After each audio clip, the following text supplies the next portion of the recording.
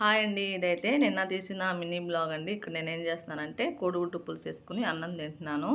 నాకు మా అమ్మాయికి ఫేవరెట్. నాకు మా అమ్మ చేసే ప్రతి వెజ్ అంటే ఇష్టం, కానీ పులుసులు చాలా ఇష్టం అండి. ఇక్కడ బాండీలు అయితే కొన్ని శనగిత్తనాలు వేసుకొని వేపుకున్నానండి. ఇంకా దాంట్లోనే కొంచెం కొబ్బరి నా కాడ తురుముంటే వేసుకున్నాను.